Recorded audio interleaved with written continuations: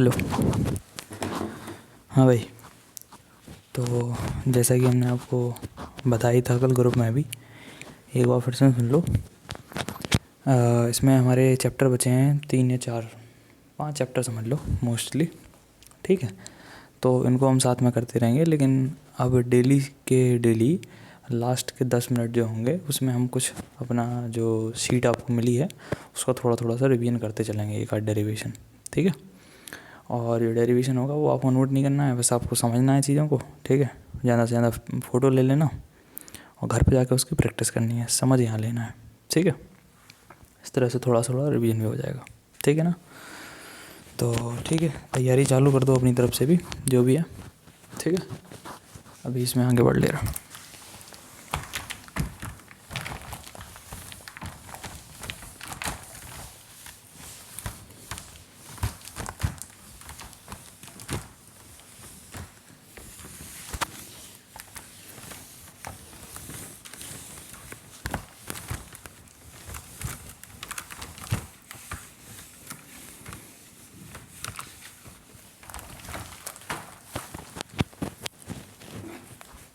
ठीक है, तो लास्ट टाइम पे हमने आपको बताया था युग्म उत्पादन युग्म विनाश। हमने आपको बताया था कि जब कोई नाविक होता है उस नाविक पे चार्ज क्या होता है, प्लस का जेडी। जब इस पर कोई गामा फोटोन या कोई प्रकाश किरण आके टकराती है एच न्यू एनर्जी से, तो इससे 2 कण निकलते हैं। एक को हम बोलते हैं पॉजिट्रॉन, ठीक है, एक को हम बोलते हैं इलेक्ट्रॉन। इलेक्ट्रॉन को लिखते हैं -1 बीटा 0, पॉजिट्रॉन को लिखते हैं +1 बीटा 0। ठीक है, दोनों की द्रव्यमान संख्या 0 होती है। इस पे +1 का चार्ज है, इस पे -1 का चार्ज है। +1 नहीं, 1 यूनिट। 1 यूनिट का मतलब 1.6 × 10⁻⁻19। अरे 1.6 × 10⁻⁻19 कूलम। ऐसे यहाँ पे बस यहाँ प्लस का होगा, यहाँ माइनस का होगा। ठीक है, और फिर हमने पढ़ा था युग्म विनाश। तो युग्म विनाश हमने शायद आपको समझाया नहीं था, समझ लो। युग्म विनाश में क्या है, ये दोनों जो पॉजिट्रॉन इलेक्ट्रॉन है, इधर पे क्या हुआ, ऊर्जा दी तो 2 नए द्रव्यमान बन गए। नए 2 द्रव्यमान, कौन कौन से द्रव्यमान बन गए, पॉजिट्रॉन और इलेक्ट्रॉन। समझ आ रही बात कि नहीं? ठीक है, दो अपने न्यू जो चीज़ें हैं वो जनरेट हो गई। कौन कौन सी, पॉजिट्रॉन और इलेक्ट्रॉन। क्या देने पे, एनर्जी देने पे। समझ, सब चल रहा आइंस्टीन के नियम पे। आइंस्टीन ने क्या कहा था, एनर्जी दोगे तो मास बनेगा, मास दोगे तो एनर्जी बनेगी। मास का मतलब द्रव्यमान, अगर ऊर्जा दोगे तो द्रव्यमान बनेगा, द्रव्यमान जलाओगे तो ऊर्जा बन जाएगी। दोनों एक दूसरे में कन्वर्ट हो जाते। अभी आपने ऊर्जा देके द्रव्यमान बना लिया। अब अगर आपने दोनों द्रव्यमानों को मिला दिया, यहाँ पे जितना प्लस उतना माइनस, प्लस और माइनस के मिलने से हमेशा एनर्जी मुक्त होती है। तो अगर पॉजिट्रॉन और इलेक्ट्रॉन दोनों एक दूसरे से परस्पर मिल गए तो मिलने के बाद एक दूसरे का संपूर्ण विनाश कर देंगे और एक एनर्जी रिलीज हो जाएगी। समझ रहे हैं, एनर्जी मुक्त हो जाएगी। कितनी एनर्जी बनेगी, वही एच न्यू, यानी कि एक पॉजिट्रॉन प्लस का 1 बीटा 0 और प्लस में -1 बीटा 0, अगर ये दोनों मिलते हैं तो बराबर में देते हैं एच न्यू, यानी कि ऊर्जा। ये हमारा पॉजिट्रॉन है, ठीक है, ये हमारा इलेक्ट्रॉन है।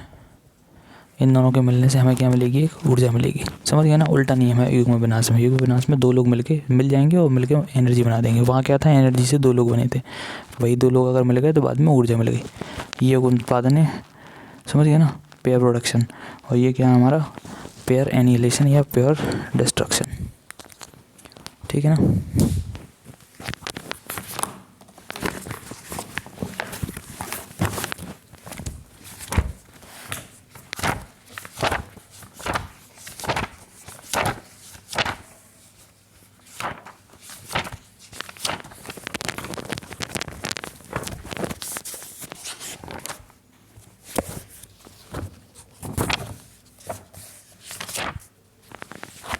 2-4 चैप्टर काय को बचे, नाभिकीय ऊर्जा बचा है, इसके बाद बस अपना क्या है, अर्धचालक संधि डायोड बचे हैं। बस यही चैप्टर, 2 चैप्टर बाकी हैं बस।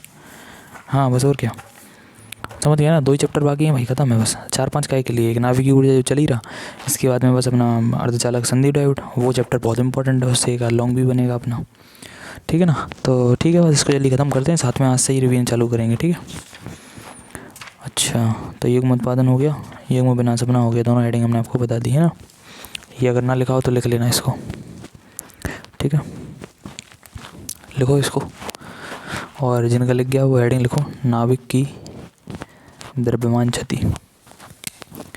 नाविक की द्रव्यमान क्षति, नाविक की द्रव्यमान क्षति, ठीक है, द्रव्यमान क्षति, mass defect of nucleus, mass defect of nucleus, ठीक है, मास डिफेक्ट ऑफ न्यूक्लियस।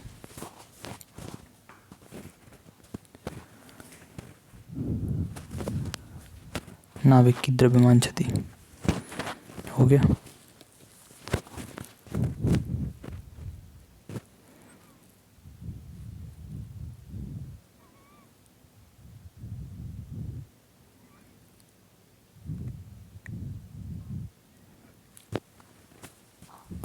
लिख गया भाई? तो लिखो इसमें, किसी भी नाभिक का वास्तविक द्रव्यमान, किसी भी नाभिक का वास्तविक द्रव्यमान, वास्तविक द्रव्यमान नाभिक में उपस्थित न्यूक्लियोनों, नाभिक में उपस्थित न्यूक्लियोनों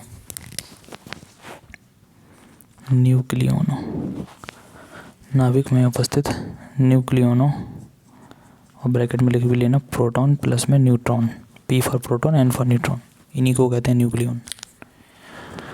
न्यूक्लियोनों प्रोटॉन प्लस न्यूट्रॉन के द्रव्यमानों के योग से, द्रव्यमानों के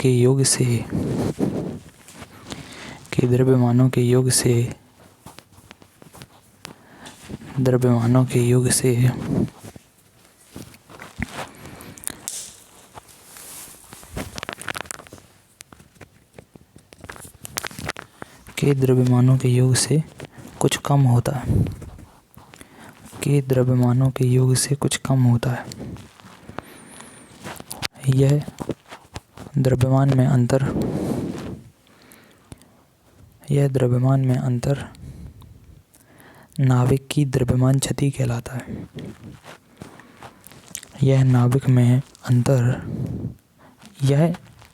यह द्रव्यमान में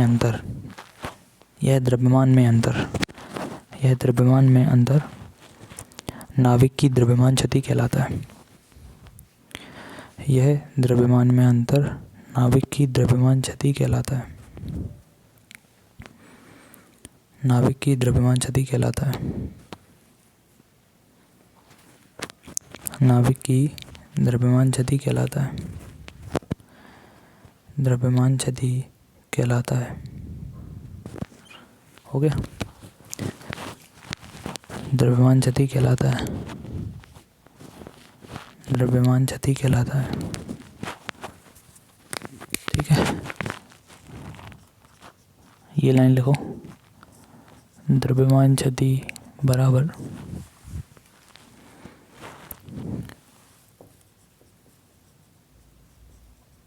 प्रोटॉनों का द्रव्यमान प्लस में न्यूट्रॉनों का द्रव्यमान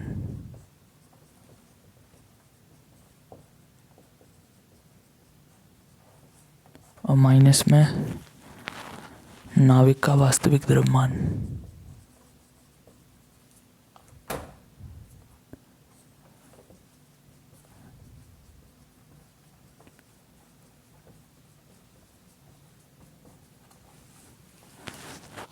ठीक है, इसको लिखो।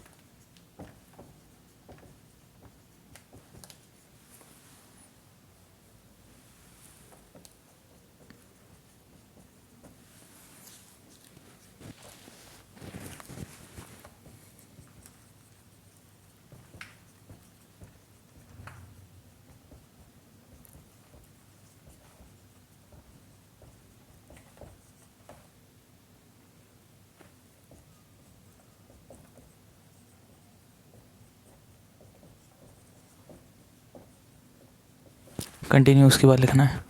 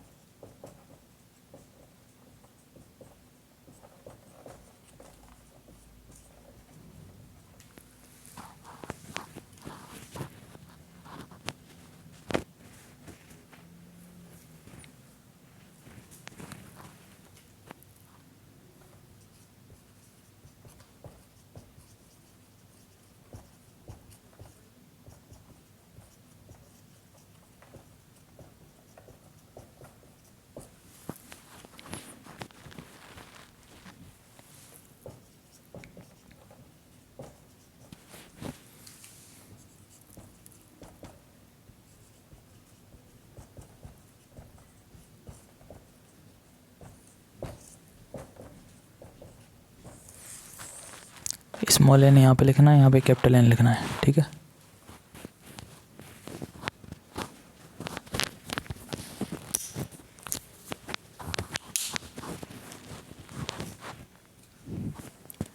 इसे नोट करो जल्दी।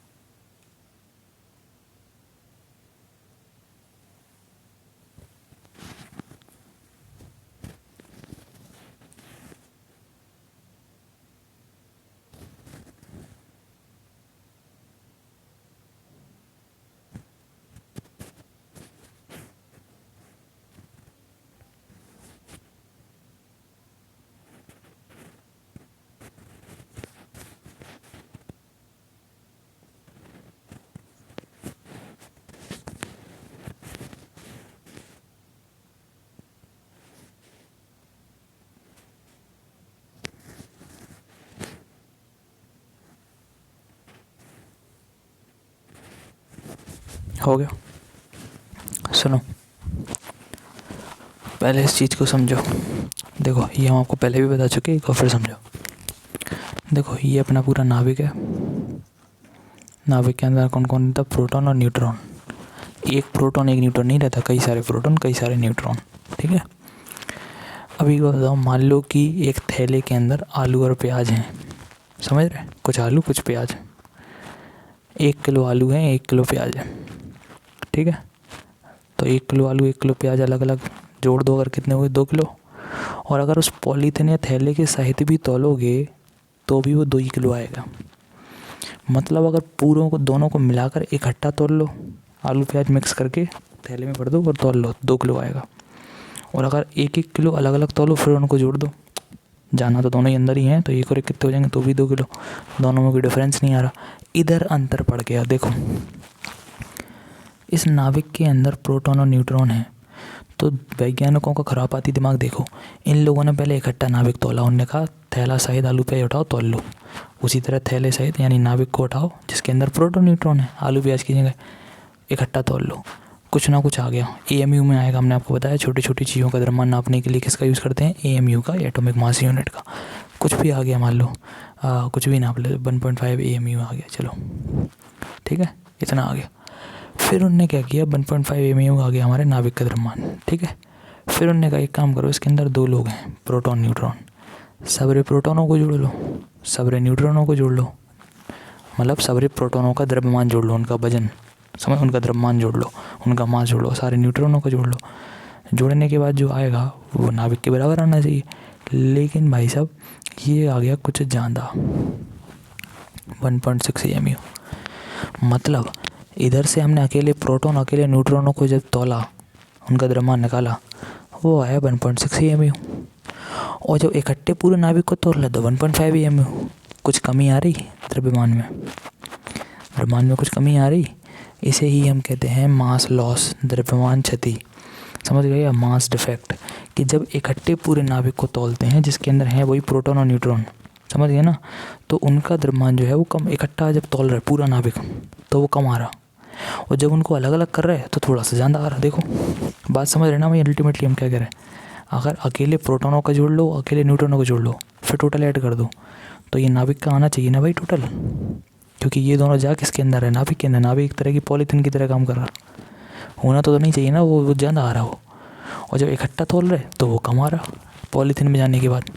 इसका मतलब ये प्रोटॉन न्यूट्रॉन अलग अलग थे तब उनका मास ज़्यादा हो रहा था, और जब वो नाविक के अंदर घुस गए, भर गए एक दूसरे के अंदर, थोड़ी छोटी सी जगह में जब भर, नाविक का आकार कैसा होता दिखता है तुम्हें आंखों से, नाविक बहुत सूक्ष्म आकार है, उसके अंदर जब वो प्रोटॉन न्यूट्रॉन भर गए तो क्या हुआ कि पास पास में आने के कारण कुछ द्रव्यमान में क्षति हो गई, कुछ कमी आ गई।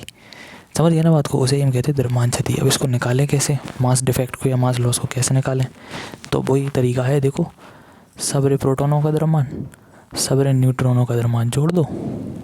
जैसे देखो यहाँ बताना द्रव्यमान क्षति कितने की है, मास लॉस ये 1.6 है, 1.5 है, 0.1 AMU की कमी है, यही है डेल्टा M। डेल्टा का मतलब क्या है, कमी या परिवर्तन या क्षति या लॉस, काय में, मास में।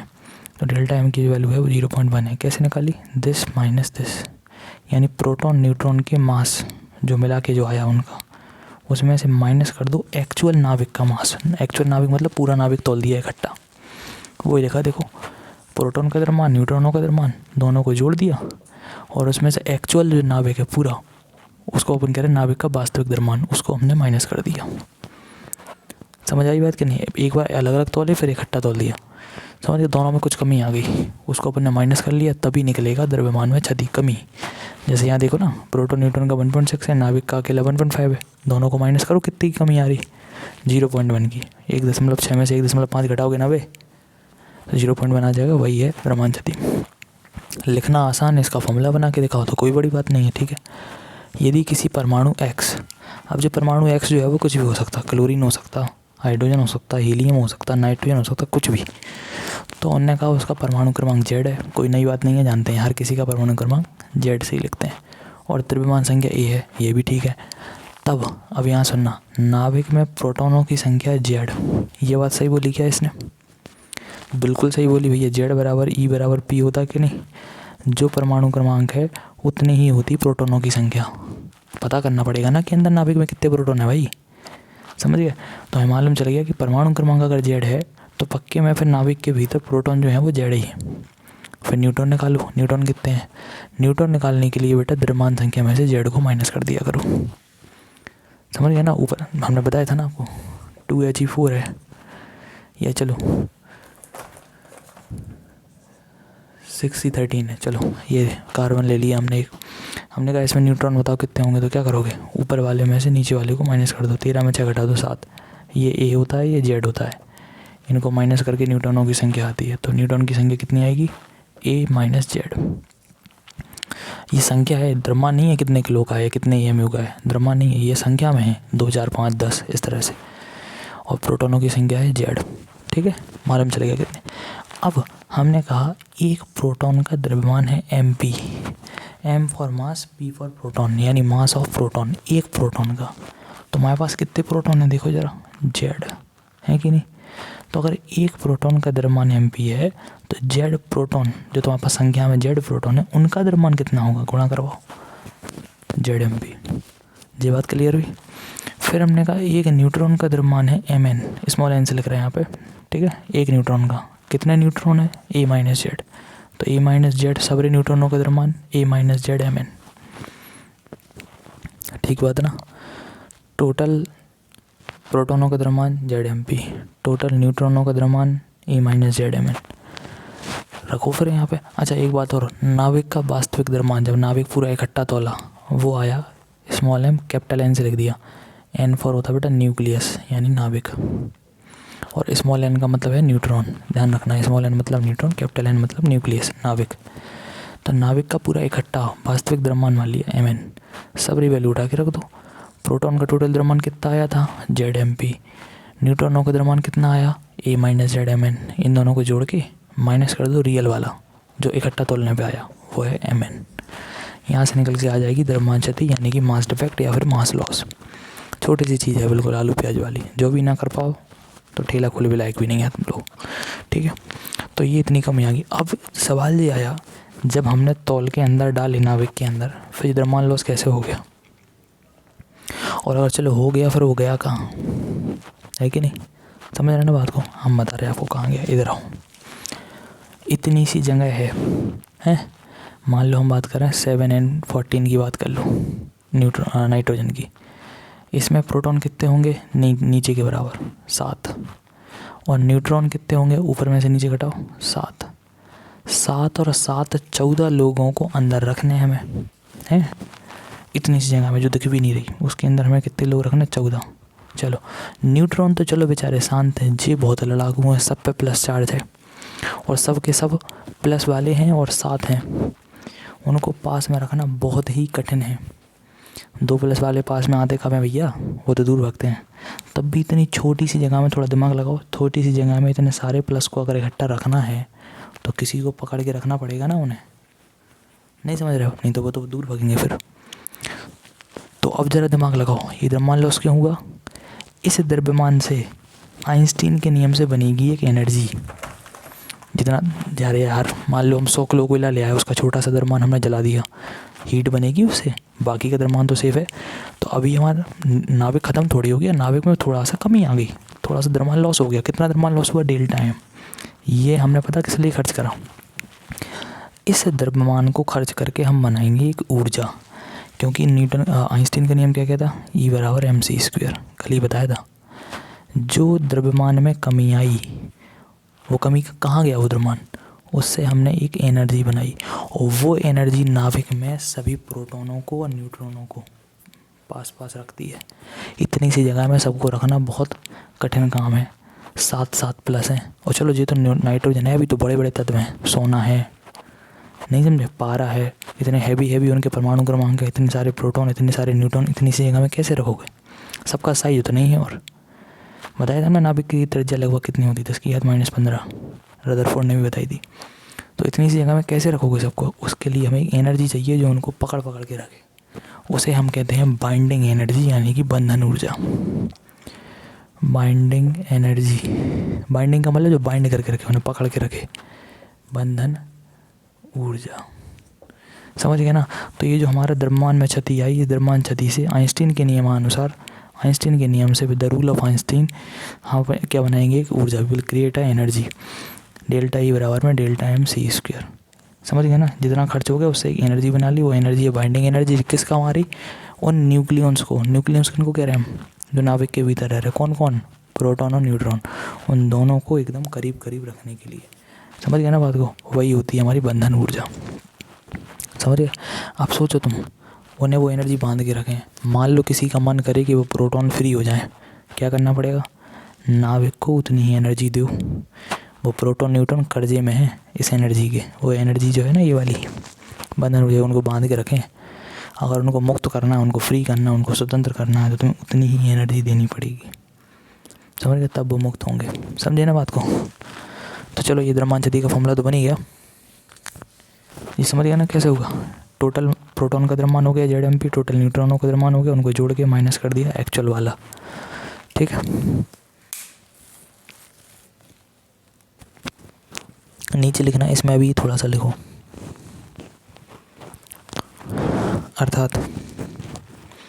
अर्थात जब प्रोटॉन और न्यूट्रॉन मिलकर नाभिक का निर्माण करते हैं, जब प्रोटॉन और न्यूट्रॉन मिलकर नाभिक का निर्माण करते हैं, जब प्रोटॉन और न्यूट्रॉन मिलकर नाभिक का निर्माण करते हैं, तो डेल्टा M, स्मॉल m बनाना, ये लगा, तो डेल्टा M द्रव्यमान लुप्त हो जाता है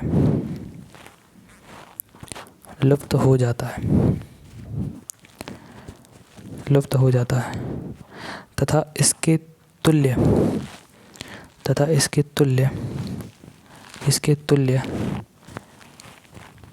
ये लिखो, डेल्टा E बराबर delta M C square, delta E बराबर डेल्टा M C स्क्वायर, इसके तुल्य डेल्टा E बराबर में delta M C square, delta M C square ऊर्जा मुक्त होती है, डेल्टा M C स्क्वायर ऊर्जा मुक्त होती है।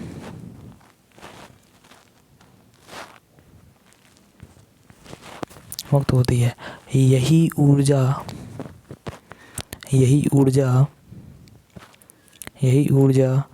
प्रोटॉनों और न्यूट्रॉनों को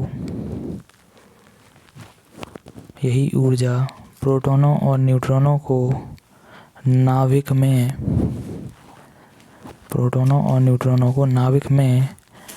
बांध कर रखती है।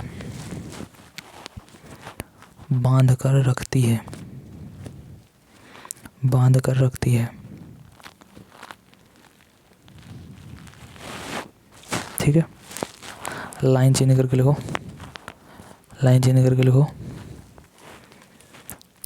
स्पष्ट है नाभिकों के प्रोटॉनों और न्यूट्रॉनों को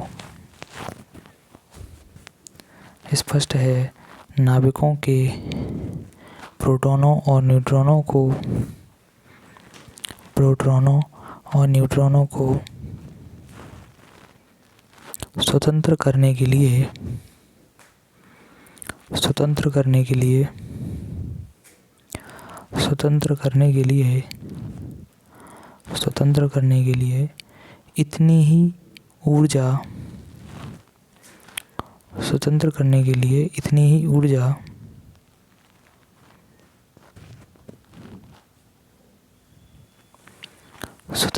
के लिए इतनी ही ऊर्जा बाह्य रूप से देनी होगी, इतनी ही ऊर्जा बाह्य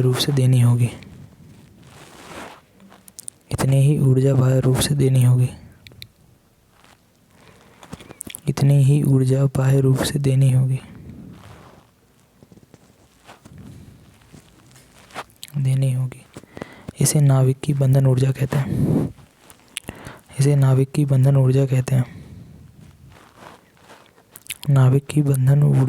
हैं। अंडरलाइन कर लो, इन्वर्ट कॉमा बहुत लिखने को आती है। बंधन ऊर्जा क्या है, द्रव्यमान गति क्या है, दोनों ही जाना।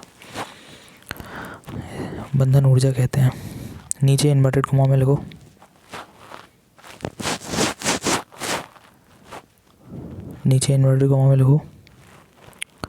किसी नाभिक की बंधन ऊर्जा वह न्यूनतम ऊर्जा है,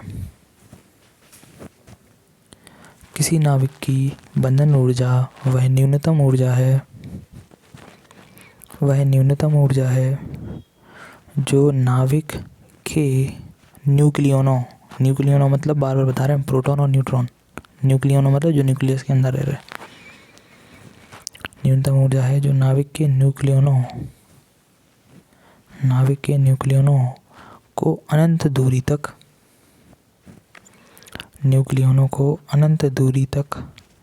अलग अलग करने के लिए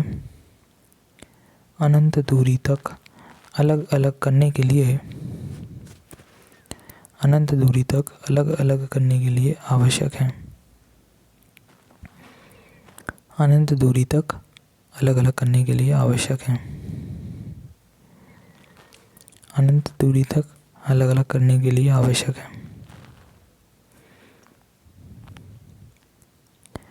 अनंत दूरी तक अलग अलग करने के लिए आवश्यक है।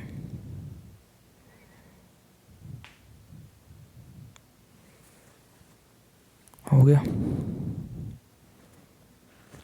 मतलब समझ आ गया। इन्वर्ट को क्लोज कर दो। मतलब बंधन ऊर्जा वो एनर्जी है जब तुम नाभिक को दोगे तब वो प्रोटॉन और न्यूट्रॉन यानी जो न्यूक्लियॉन्स है वो फ्री हो पाएंगे। उसे ही हम बंधन ऊर्जा कहते हैं। बंधन ऊर्जा आई कहाँ से? ये जो द्रव्यमान में क्षति हुई थी उससे एक एनर्जी बनी, वो एनर्जी उनको बांध के रखें। अब अगर उन्हें तुम्हें फ्री करना है तो तुम्हें उतनी एनर्जी देनी पड़ेगी प्लस में, समझ गए? तो जो एनर्जी देनी पड़ रही प्रोटॉन और न्यूट्रॉनों को मुक्त करने के लिए, फ्री करने के लिए, उसे ही हम कहते हैं नाभिक की बंधन ऊर्जा, बाइंडिंग एनर्जी।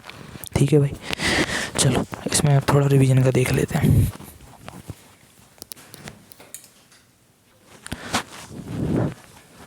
हाँ, तो सीट लेके आना है पहले तो सबको डेली, समझ गया ना बात को? हमने बताया था कि रफ कॉपी बनाओ, उसमें ही नोट करना। तो इसमें सबसे पहले तो हमने बोला है वैद्युशीलता का। वैद्युशीलता समझते हो ना, एप्सिलॉन नॉट, ठीक है? तो एप्सिलॉन नॉट का और वैद्युत क्षेत्र की तीव्रता का, चुंबकीय क्षेत्र की तीव्रता और वैद्युत फ्लक्स, इनके हमें मात्रक चाहिए। ठीक है, तो वैद्युशीलता का और चुंबकीय क्षेत्र की तीव्रता, इनकी मात्रक चाहिए ना। आ जाओ,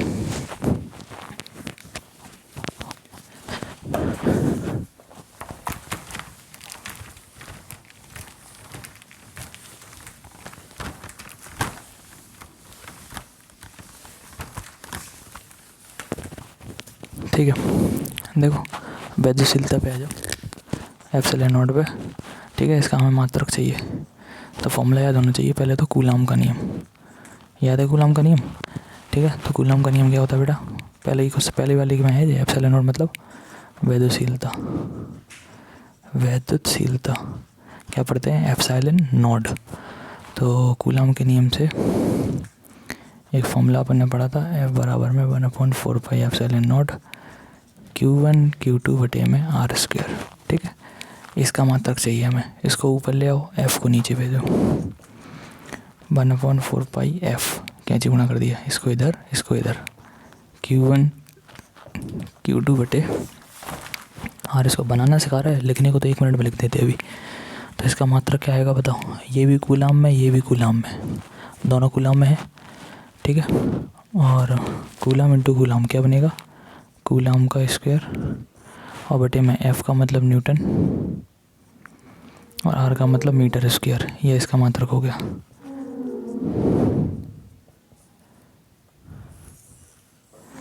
ठीक है, समझ आ गई बात कि नहीं? ठीक है ना?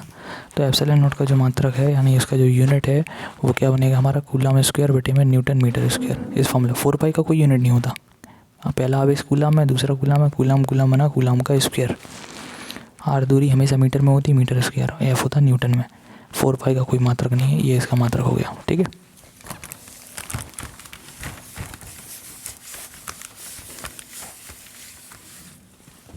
फिर आया जरा वैद्युत क्षेत्र की तीव्रता पे। वैद्युत क्षेत्र की तीव्रता बेटा इसको ई से लिखते हैं। वैद्युत क्षेत्र की तीव्रता ई से लिखते हैं। इसका एक बहुत ही पॉपुलर फॉर्मूला है F/Q। एक और फॉर्मूला है V/L। ये याद होगा तुम्हें, विभव प्रवणता से होता है।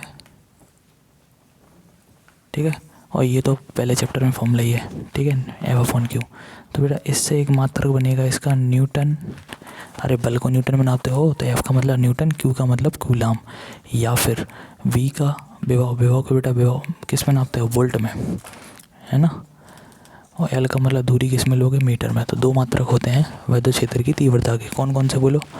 न्यूटन बटे कूलाम और वोल्ट बटे मीटर। फॉर्मूले रटो तुम तो, उनसे अपने सवाल भी तैयार हो जाएंगे। E बराबर F/Q होता, एक होता V/L। V/L किससे होता? विभव प्रवणता से।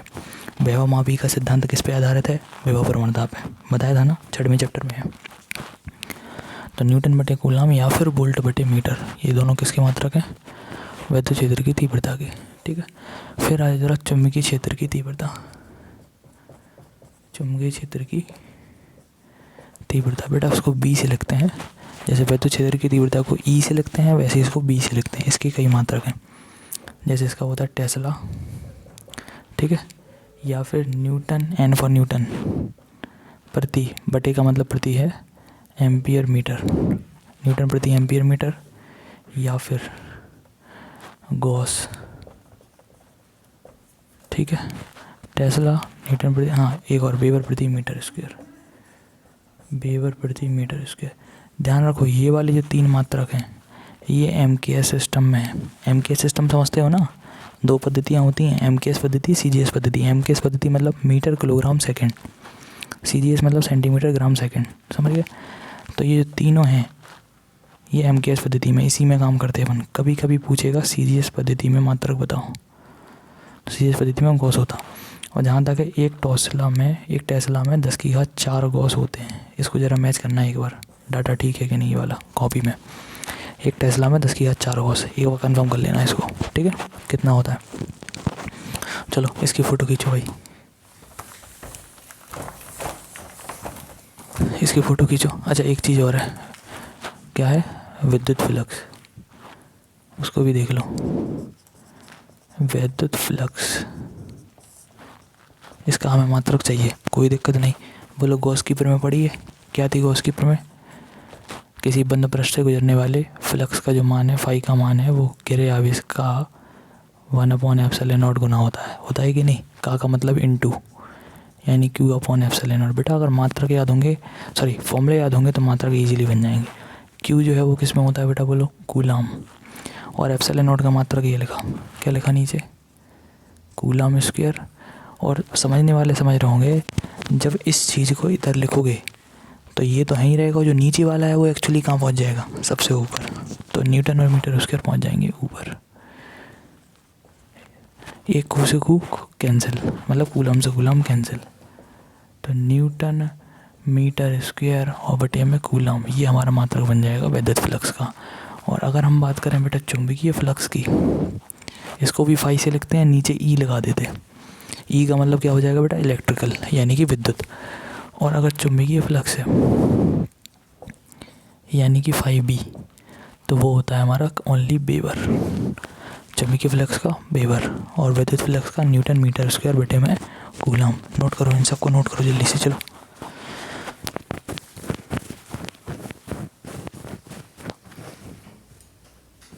नोट क्या करना है, फोटो खींचो जल्दी से बस।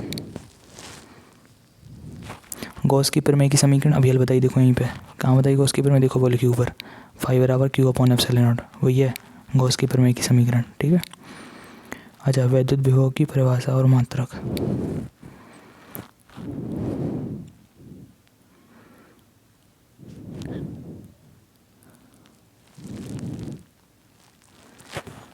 गॉस की प्रमेय की समीकरण बोले के ऊपर, फाई बराबर Q/ε0। फोटो हो गई। चलो गॉस की प्रमेय की समीकरण, वैद्युत विभव की परिभाषा और मात्रक। देखो बेटा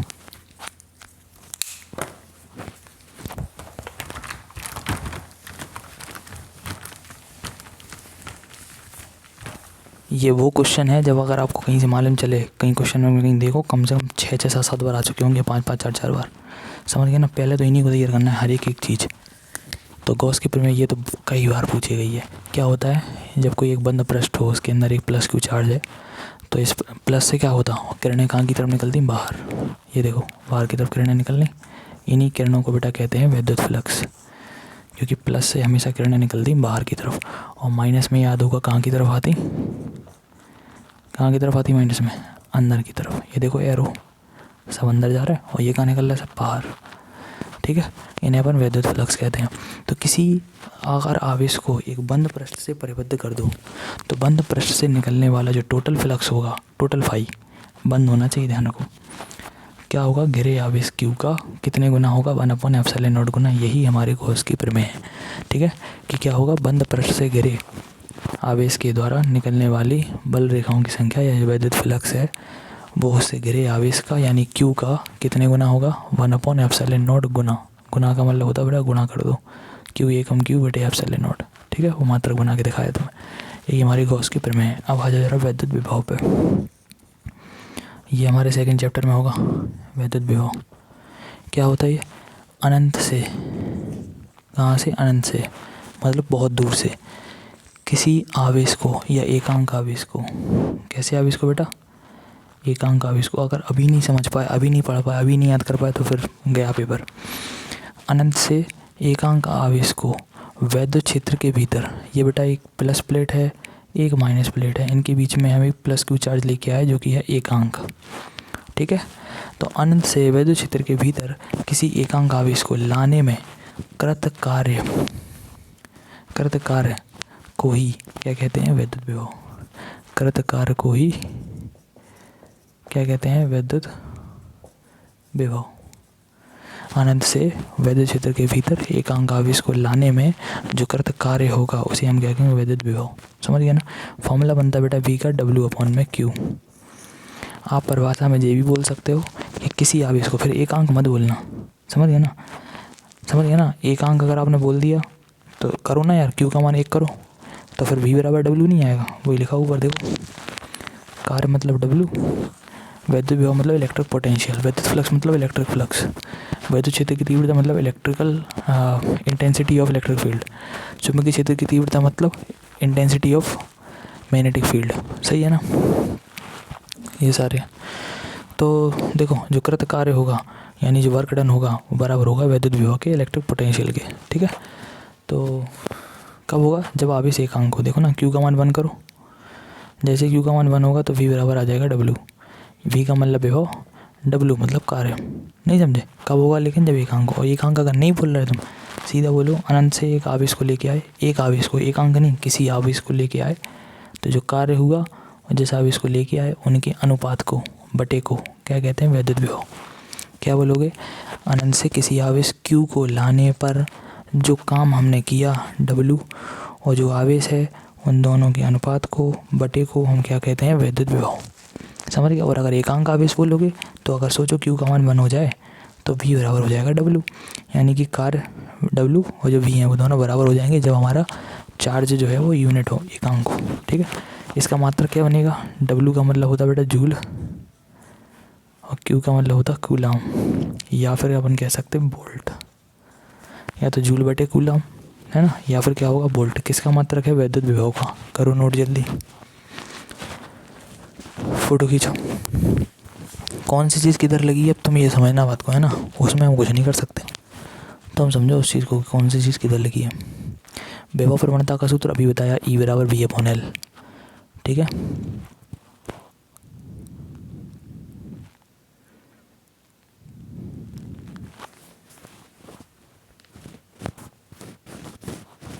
हो गया।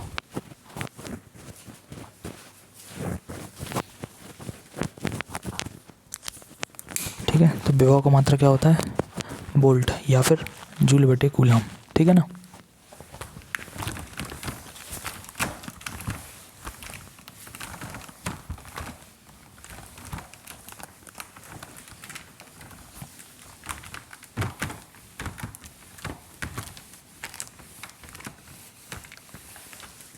हाँ भाई, नेक्स्ट।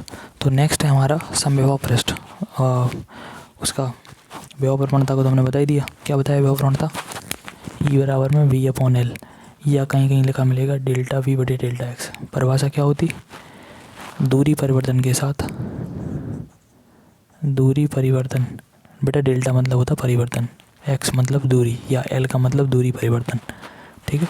तो दूरी परिवर्तन के साथ विभव परिवर्तन की दर को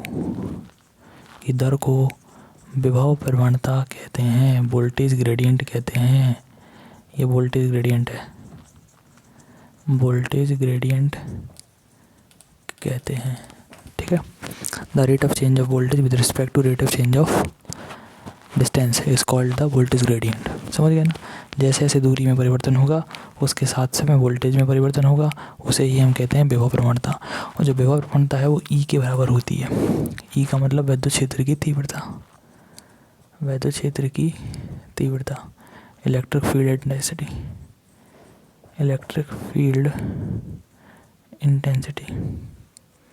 चीज़ें ऐसी रटी होना चाहिए। अब तुम्हारा जब पढ़ाया था, जब से अभी आज खोला हमने, आज देखो लगा था धड़ाधड़ चल रहा है सब कुछ, ऐसे होते हैं काम। तो E बराबर V/L या डेल्टा V बटे डेल्टा है। और सुनो, इसमें माइनस आता है, माइनस चिन्ह क्या बताता, दूरी बढ़ेगी वोल्टेज घटेगा। दूरी अगर बढ़ती है, ऊपर की एरो मतलब बढ़ता है, तो जो विभव होगा वो क्या होगा, घटेगा। यही प्रदर्शित करता है माइनस चिन्ह। माइनस चिन्ह लगाने का मतलब यही है कि जब दूरी बढ़ती है तो वोल्टेज हमारा घटता है, दूरी घटेगी तो वोल्टेज बढ़ेगा, उल्टा रिलेशन है, इसलिए वहाँ पे माइनस लगा है। ठीक है, ये हो गई विभव प्रवणता। फिर है हमारा समविभव पृष्ठ। समविभव पृष्ठ यानी इक्विपोटेंशियल सरफेस। ठीक है, तो मान लो कि कोई एक सरफेस है जिस पे हर जगह सेम चार्ज है, प्लस चार्ज है, और हर जगह वोल्टेज सेम है ना। एक ऐसा पृष्ठ जिसके प्रत्येक बिंदु पर विभव समान हो, जितना विभव इधर है उतना ही इधर है, उतना ही इधर, उतना ही इधर, उतना ही इधर, हर जगह वोल्टेज सेम हो। ठीक है, प्रत्येक बिंदु पर विभव यानी वोल्टेज या पोटेंशियल समान है, उसे अपन क्या कहते हैं भाई, समविभव पृष्ठ यानी कि इक्विपोटेंशियल सरफेस। इसमें एक बात ध्यान रखो, अगर कोई भी दो पॉइंट लोगे, एक ए पॉइंट और एक बी पॉइंट, तो जो V A minus V B है उसकी वैल्यू 0 होगी। वी ए माइनस वी को हम बोलेंगे बेटा विभवांतर। खुद पढ़ो, विभवांतर यानी वोल्टेज का डिफरेंस। अभी पहले जब कह रहे कि प्रत्येक बिंदु पर विभव समान है, जितना वोल्टेज इधर है उतना ही इधर है, एन कर लो तुम V A minus V B. अगर वी ए का मान 5 वोल्ट है तो वी बी का मान भी 5 है, और 5 में 5 घटाओगे 0 आने। समझ रहे बात को कि नहीं? तो हमेशा ध्यान रखो विभवांतर 0 होता है। कौन से में? समविभव पृष्ठ में, इक्विपोटेंशियल सरफेस में। समझ आई बात कि नहीं? तो ये हो गया अपना विभव होगा कुछ ना कुछ, सब पे 5 वोल्ट है, इधर भी 5 है, इधर भी 5 है, हर जगह 5 है। लेकिन अगर दो पॉइंट के बीच का डिफरेंस लेने लगे तुम तो 5 में 5 घटाओ 0 आएगा, 6 में 6 घटाओ 0 आएगा। तो विभवांतर 0 है, विभव तो कुछ ना कुछ होगा। समझ गए? उन्हें अपन बोलते हैं इक्विपोटेंशियल सरफेस यानी कि समविभव पृष्ठ। चलो बाकी पंचायत बाद में निपटते हैं।